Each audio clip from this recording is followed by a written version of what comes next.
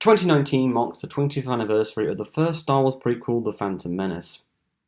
In May 1999, the first Star Wars movie in 16 years was released, and the hype surrounding the movie has no real modern comparison. Many people never thought there would be another Star Wars movie, and certainly not a prequel. People were curious to find out the backstory to the greatest movie trilogy of all time. So here are my thoughts on The Phantom Menace. Bearing in mind, I won't be able to cover absolutely everything. The film begins with the title crawl. The title crawl, like all previous and subsequent crawls, describes the setup of the movie.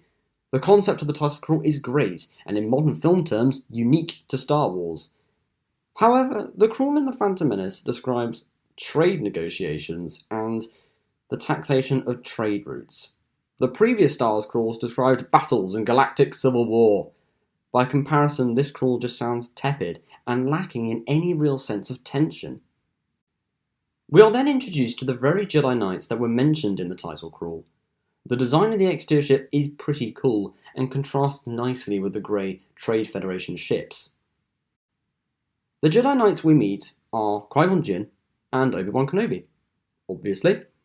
You know this. Oh yeah, this review will contain spoilers in case you haven't realised that yet. Anyway, so when we meet Qui-Gon and Obi-Wan, they both have their hoods up, and they're both being completely speechless as they walk into a room. My guess is that George Lucas was trying to instill a sense of mystery with these characters, and I can kinda see why. Neither Qui-Gon or Obi-Wan are the actual main characters, so it would make sense for it to all seem mysterious to the audience. Even if someone had seen the original trilogy, this would be the first time they would see the Jedi in their prime and as a group of thousands of people, rather than just two.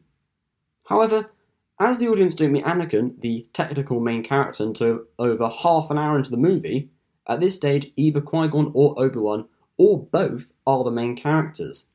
It makes it hard for the audience to relate to the Jedi when they're behaving like a strange cult. The Trade Viceroys then speak to a hologram of a bloke called Darth Sidious, who is the one really pulling the strings behind this whole operation. He then orders the Trade Viceroys to begin the invasion of Naboo, the planet below, and to kill the Jedi.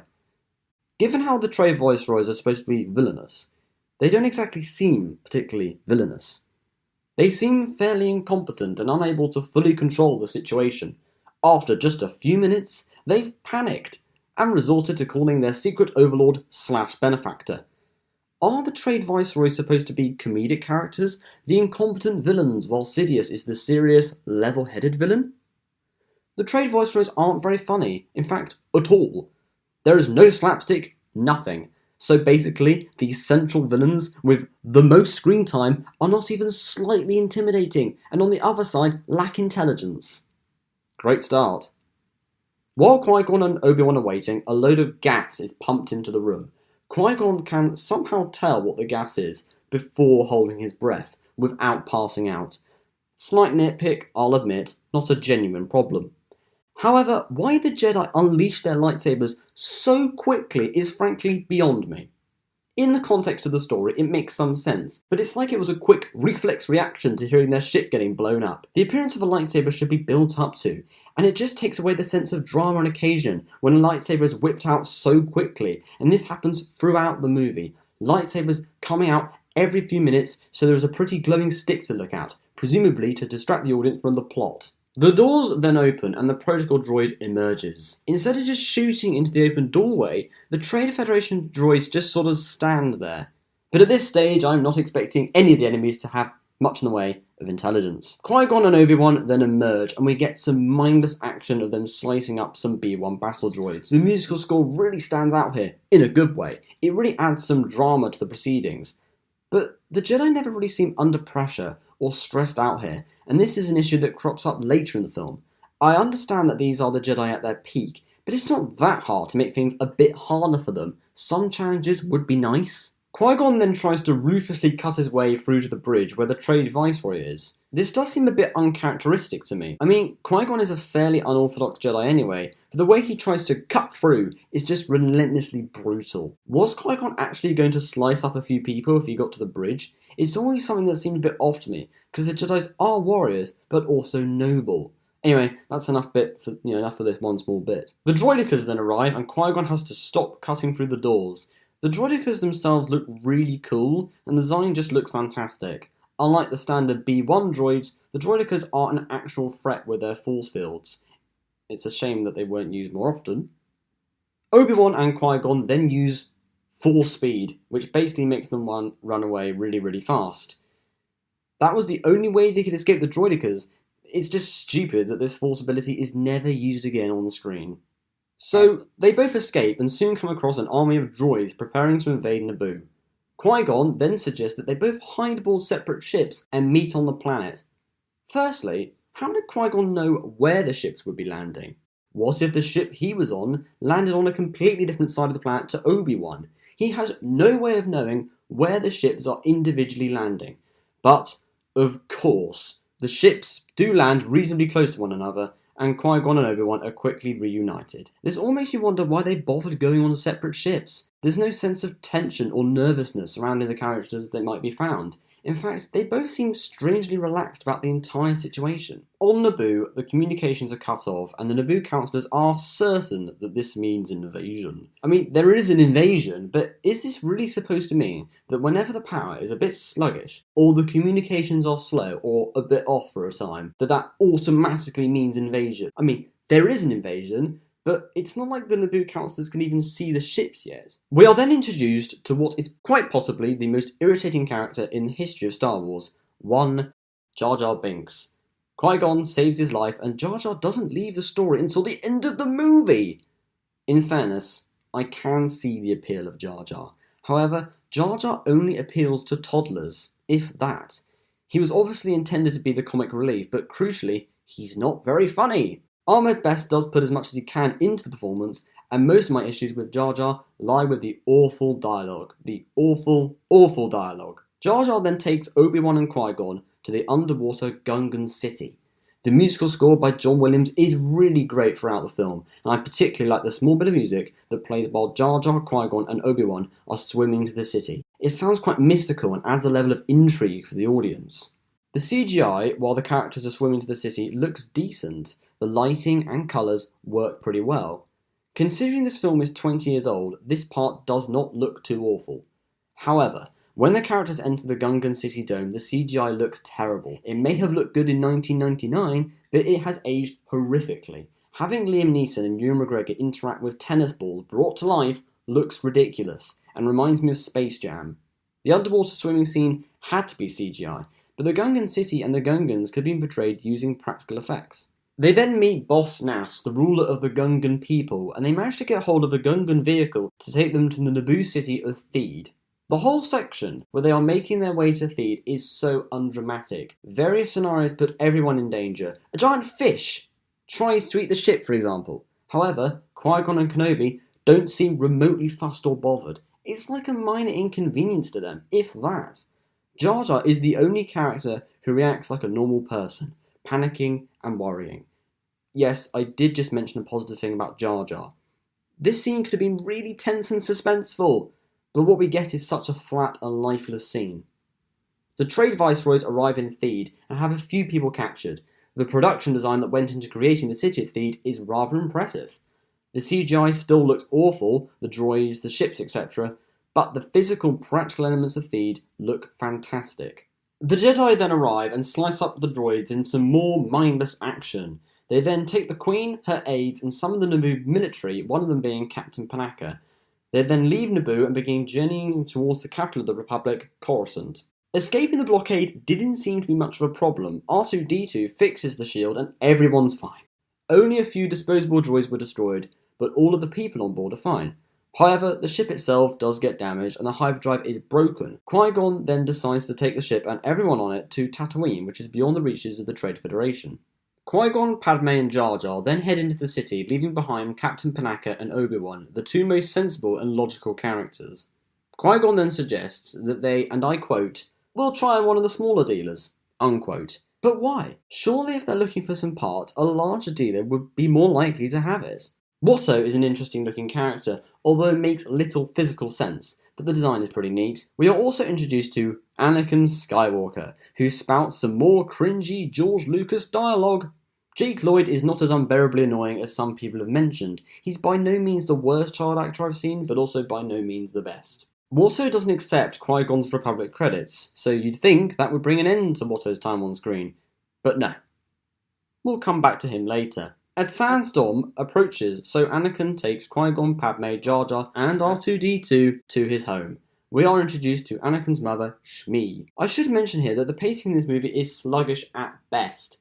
However, in the opening act on Naboo, the pacing is sluggish, but watchable, just. Once the characters land on Tatooine, the already sluggish pacing gets even slower and becomes absolutely unbearable. This film isn't even that long, but could easily have been done in about 90 minutes. We are then introduced to C-3PO, and honestly his role in The Phantom Menace could warrant its own separate video, so I'll keep it as brief as I can here. So, C-3PO was built by Anakin Skywalker. Unlike most of the internet, this doesn't actually bother me. Anakin's already been established as a mechanic slave, so it would make sense for him to build a droid from a variety of parts. But the issue is that C-3PO doesn't really do anything in the whole film. He's just there from what I can only assume was blatant fan service. Anakin having built C-3PO is fine, and again, it doesn't really bother me, but it doesn't add much to the story. We also never see C-3PO actually helping Shmi, which was the whole purpose behind him being built in the first place. Anyway, enough of C-3PO. After some boring talking, the pod racing comes up in conversation, and the idea forms around Anakin competing in the pod race and the prize money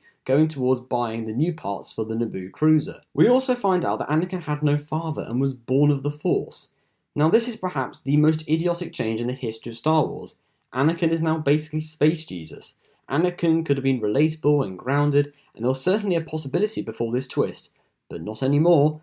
The midichlorians are soon mentioned, but I'll expand on them later. Qui-Gon then makes a deal with Watto, whereby if Anakin wins the race, either Anakin or Shmi will be freed. Watto rolls a dice to determine which slave will be freed in the event of Anakin winning the race. Qui-Gon then uses the Force to ensure that Anakin will be the freed slave. This is a good point to mention Qui-Gon's unorthodox character. He does seem quite stubborn and indeed reckless, and not in a way that is endearing. We then get to one of the biggest aspects of the movie, the pod racing sequence. As an audience, we really get the sense of occasion and event here. Pod racing seems like it's a cultural thing on Tatooine, much like football is on Earth. Once again, the CGI looks terrible, but some of the real prosthetic aliens look pretty cool, although the design surrounding Jabba the Hutt looks surprisingly cheap and doesn't seem like a real breathing creature, unlike the Jabba that appeared in Return of the Jedi. Sebulba sabotages Anakin's pod, which only creates a minor inconvenience in the race. When the race finally starts, Anakin's pod won't start. For about 5 seconds, then everything's fine. The race itself, bearing in mind that it's a race, so it's supposed to be exciting, is anything but. It is shot in such a stale way, panning from left to right, a few close-ups but nothing visually interesting. There is no excitement, no sense of tension, or that Anakin is in peril. Despite a further problem with his pod, he quickly fixes it. We are now an hour into this movie and there is no sign of any immediate improvement. After the race, Anakin is a free slave and says goodbye to his mother. It's one of the few scenes in the movie that is actually quite good. It's a sad moment and comes across well. The musical score is pretty good and adds the emotional weight of the scene. On the way back to the ship, Qui-Gon has a lightsaber duel, albeit a brief one but still, with Darth Maul, who has been scanning the general area for some time, looking for the Queen to sign the absurd treaty. The duel itself, while very brief, is very nicely done. The choreography is not overly done like some later prequel duels. However, if this is the first appearance of a Sith in over 1,000 years, how is Qui-Gon so good at dueling, and why would Jedi have been trained for dueling in the first place? Anyway, Qui-Gon escapes unscathed, and the ship finally resumes its journey towards Coruscant. The design around Coruscant is impressive, and some of the CGI has aged surprisingly well, but that's where the positives end for Coruscant. A Star Wars planet I heavily associate with boredom. There are quite a few scenes of just sitting and talking, or standing and talking, which is slightly, and ever so slightly more interesting. The amount of exposition in this section of the movie becomes almost nauseating, and the pacing has now basically come to a complete and total standstill. We are then introduced to the Jedi Council, and there is a lot to talk about here. Firstly, the Jedi Council don't seem too freaked out by the appearance of a possible Sith. You'd think such a danger would be treated a little more seriously. The only Jedi with actual lines are Yoda, Mace Windu, and Ki-Adi-Mundi. The rest of the council just sit in silence, a hugely missed opportunity. There could have been a debate between the councillors over what to do. The councillors then reluctantly allow Anakin to be brought to them. The Jedi are seriously lacking in personality. Now, they can be serious, but they are also so dull, and any interesting personality traits have just been sucked out. Samuel L. Jackson is an amazing actor, and yet he's given nothing to work with. We get to look at the Senate, another very boring place full of exposition about trade disputes. The design of the Senate is just amazing. This film has some great designers. The design within the Senate is flawless, even if some of the CGI does look a bit dated. The Queen of Naboo then speaks to the Senate, and the entire bureaucratic mechanism of the Senate is made clearer to the audience. This is interesting and a pretty unique angle, and could have been expanded upon, or at least made to slide along the other plot lines in a better way. The Queen then calls for a vote of no confidence in Chancellor Valorum. This scene is pretty good, but some of the political exposition could have been cut, although some of it works. It does make you wonder who this film was made for. There's an obvious clash between the serious political entanglements of the Republic and goofy shit with Jar Jar. Tonally, this movie is a bit all over the place. A brief scene follows where Qui-Gon and Obi-Wan flatly debate Anakin's possible place with the Jedi Order. Nothing special in this scene except the impressive lighting and use of colours. Anakin is tested by the Jedi, and the coldness projected by the Jedi is not a choice made by Lucas that I think works. I understand the reasoning behind it, but to have the effective protagonist be this alien and strange to Anakin is odd. A more complex relationship with the Jedi would have been preferable, rather than "we sense fear in you, so there." The Queen decides to go back to Naboo, and the final act of the movie is now set up. The Jedi Council then decide that Anakin will not be trained because he's too old. How young do they start them? Anakin's only about 9 or 10, and that's considered too old? Qui-Gon then says he'll train Anakin, effectively moving on from Obi-Wan. I'm surprised Kenobi doesn't get more irritated by this. He just accepts it. There could have been an argument or a confrontation of sorts between Jin and Kenobi. But no, this movie is full of potential what-ifs and could-ofs. The Jedi Council then order Jin and Kenobi to go back to Naboo and effectively take out the attacker, aka Darth Maul. Although I'm pretty sure the Council said they'd investigate it, but oh well. Guess they've got to stay behind and sit on their comfy seats while Qui-Gon and Obi-Wan do the hard work. Just before they are about to leave, Anakin asks Qui-Gon about midichlorians. Qui-Gon explains to Anakin that the midichlorians are a microscopic life form that live inside all living beings, and they talk to Force users about the will of the Force. The inclusion of the midichlorians into the narrative is one of the stupidest creative decisions in the history of Star Wars. Before The Phantom Menace came out, the Force was a mysterious, mystical power. Now it's an organism. If you have a certain number of midichlorians, you are deemed a powerful Force user. So in one scene, the entire mystery of the Force is destroyed in one fell swoop. Possibly the worst scene in the whole film, and that's saying something. Some things can be left unexplained, but not if you're George Lucas. Also, why does Anakin go to Naboo? Shouldn't he be left behind in the Jedi Academy, where it's safe? Even if the Jedi don't want him trained, it does seem pretty stupid of Qui-Gon Jinn, at least, to bring him into a battle. So, they all land on Naboo, and the plan of action takes shape. For some reason, Qui-Gon says that he and Kenobi cannot use their powers to help. I'd assume this is because the Jedi aren't really supposed to get involved in issues that revolve around the Republic. It's curious that such a supposedly unorthodox Jedi is now quite keen to stick to the rules. The Gungan city is empty, according to Jar Jar. We never actually see the empty city, which is strange given the amount of CGI used so far. So everyone follows Jar Jar and find the Gungan people hiding out. Padme is then revealed to be the actual queen, and there was a decoy this whole time. And on repeat viewings, it's really obvious which one is the real queen and which one is the decoy. The Gungans then form an alliance with the humans. They form a plan to get to the Viceroy, claiming that without the Viceroy, the droids will be lost and confused. How do they know this? This is another example of the characters assuming something without us, the audience, knowing why they know this or how they came across this information. The battle lacks in any real sense of anticipation, in terms of the build-up. It just consists of more talking, some of which is needed to explain the battle plan, but some of it is just killing time to seemingly pad out the runtime. This film isn't even that long and yet feels like a marathon. I've already mentioned the datedness of the CGI, but by having two large disposable CGI armies, there is a total lack of composure. So much shit is being crammed onto the screen, very little of which is real, and this makes it hard to focus on what's happening. The section of the battle focusing on the droids versus the Gungans looks terrible. Some of it looks like a PlayStation 2 cutscene. In Theed, however, the production design looks as great as it did earlier. The action isn't all that exciting, though the musical score does stop it from being a total waste of time. Anakin is ordered to stay in a ship cockpit by Qui-Gon. The ship soon takes off, and Anakin is involved in the space battle. This isn't something I get too bothered by, as it at least means Anakin can have some influence over the final battle, although a lot of his actions are accidental or unintentional. Back on feed, Darth Maul appears as the doors open in one of the most iconic moments in the franchise history. The way the music builds as the duel commences is still, to this day, amazing. The Naboo soldiers and the Queen go after the Viceroy while Qui-Gon and Obi-Wan duel against Maul. The duel is fantastic, it's exciting, it's the first real bit of exciting action in the whole movie! The musical score throughout the movie has been fantastic, but works very well here. My only issue with the whole duel is it does seem overly choreographed. The lightsabers seem quite easy to hold and use, while the sequels have depicted them as quite heavy and hard to wield. But the overly choreographed nature of the duel is by far the biggest issue. The space battle has aged surprisingly well. The CGI on Naboo with the Gungans, as mentioned, looks really dated, but the space battle doesn't look too bad. It doesn't look brand new or anything, but unlike the Gungan versus droid battle, I'm not taken out of the movie when I see it. I'm still immersed in the story.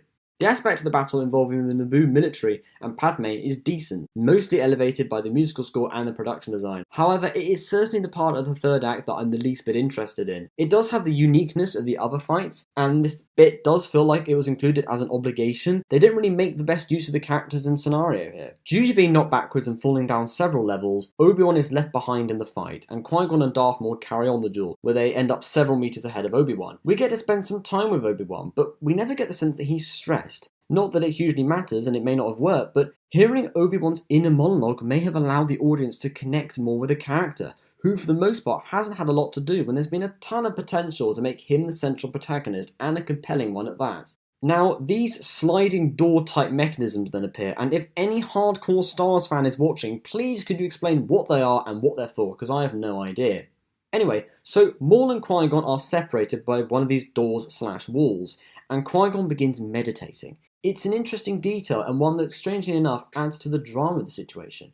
I must also point out that the lighting during this entire segment is top notch. We then cut back to more dated CGI with the Gungans and the droid army. This scene doesn't really add much to the story and undercuts the drama from the previous scene involving the Jedi and Maul. The scene was only included for some cheap and easy to write Jar Jar jokes. Not that these jokes are very funny, but I can see the intent. Anakin accidentally, bear in mind most of his actions during the space battle are accidental, ends up in the interior of the Trade Federation space station, in a sort of hangar bay. The ship cannot start up again as a bunch of B-1 droids head towards it. This scene is pretty good, has aged better than the Gungan stuff, and isn't reliant on poor humour.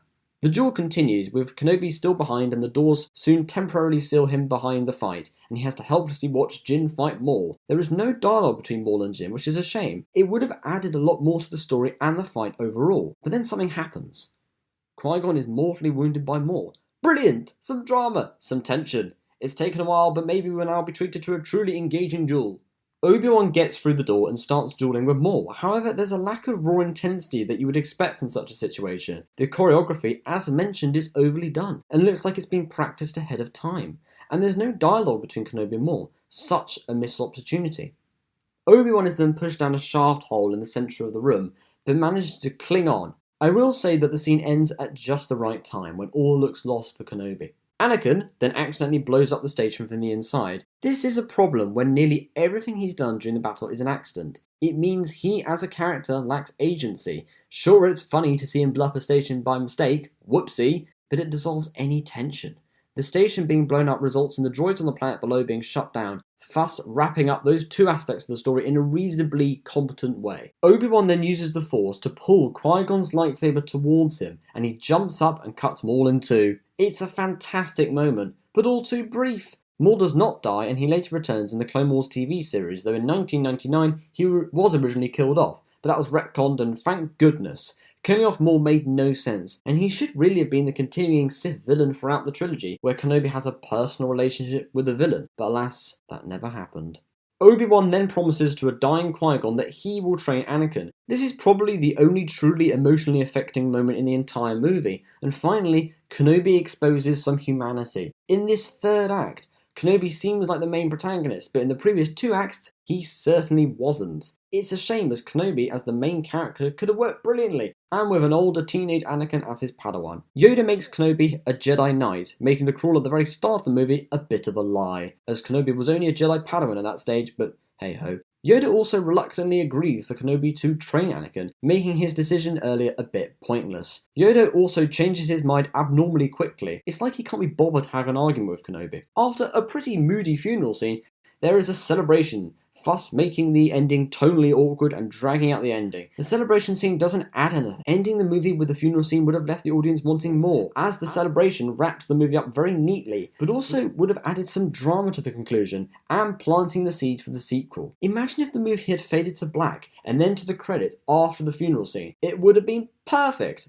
So, in conclusion, The Phantom Menace is a mess of a movie, with a script that feels like it's only in its first draft, dire pacing, no clear main character, an overly complex story, riddled with plot holes and inconsistencies.